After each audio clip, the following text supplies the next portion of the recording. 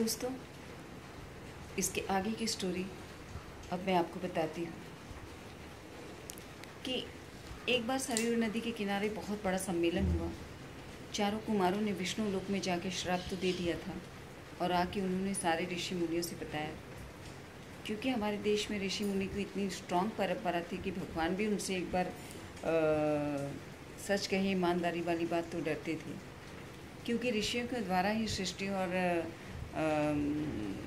स्वर्ग का बैलेंस बना हुआ था। उनके ही तप के माध्यम से ऋषि मुनि हजारों हजार साल तप करते और तप करने के बाद पूरी धरती से लेकर स्वर्ग तक वो विचरण करते रहते, शरीर के साथ और बिना शरीर के भी, यानी सूक्ष्म शरीर और स्थूल शरीर। स्थूल शरीर ये जो हमारे फिजिकल बॉडी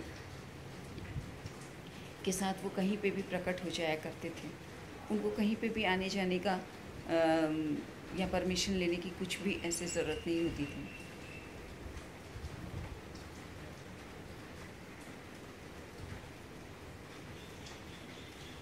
तो एक बार सरयू नदी के किनारे पर, अयोध्या में सरयू नदी है, वहाँ राम का जन्म हुआ और उसी नदी के किनारे बैठकर सारे ऋषि मुनियों का एक बहुत बड़ा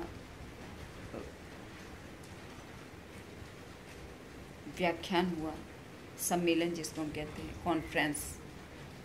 उस कॉन्फ्रेंस में मुद्दा ये था कि ब्रह्मा विष्णु महेश यानी जनरेटर, क्रिएटर एंड डिस्ट्रॉयर, सृष्टि को बनाने वाला Brahma and Vishnu the generator and lord Shiva the creator, इन तीनों में सबसे बड़ा कौन है? जिसने इस दुनिया को बनाई है, जो इस दुनिया को चला रहा है, या जो इस दुनिया को ख़त्म कर देगा?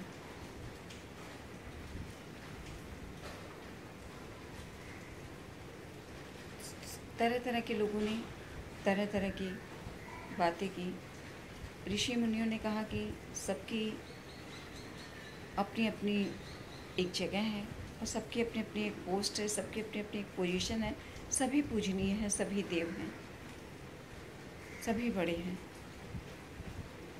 जिसने इतनी सुंदर दुनिया बनाई और जो इतनी सुंदर और इतनी बड़ी दुनिया को चला रहा है,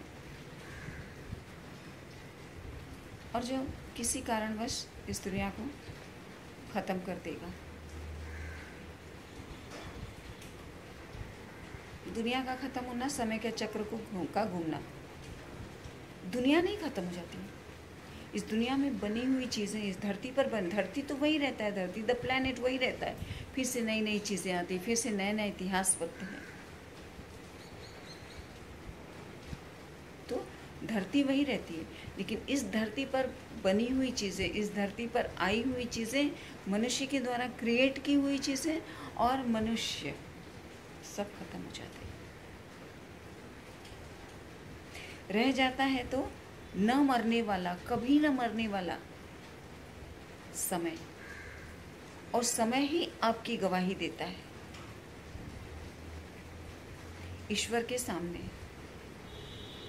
कि इस इंसान को जब इतना पीरियड ऑफ टाइम मिला था, तो इस पीरियड ऑफ टाइम में इस इंसान ने इस समय पर अपना व्यक्ति धर्म किया, अपने परिवार के धर्म का पालन किया, अपने पड़ोस के धर्म का पालन किया, अपने मित्रों के धर्म का पालन किया, अपने देश के धर्म का पालन किया, ये क्रिएट किया, ये अनुष्ठान कराया। इस समय इसने विश्वास को एक नई दिशा दी। अच्छे और बुरे का जो हिसाब किताब है वो समय करता है, और फिर उसके हिसाब से उसकी नेक्स्ट मनुष्य की पोस्ट और पोजीशन फिक्स की जाती है। जानवरों की भी पोस्ट और पोजीशन फिक्स की जाती है। कीड़े मकोड़ों को भी फिर एक नया फॉर्मेशन दिया जाता है। और अगर उस इंसान की, किसी इंसान की कोई इच्छा रह गई है और वो केपेबल है, उसमें वो विल पावर है, वो समझ है,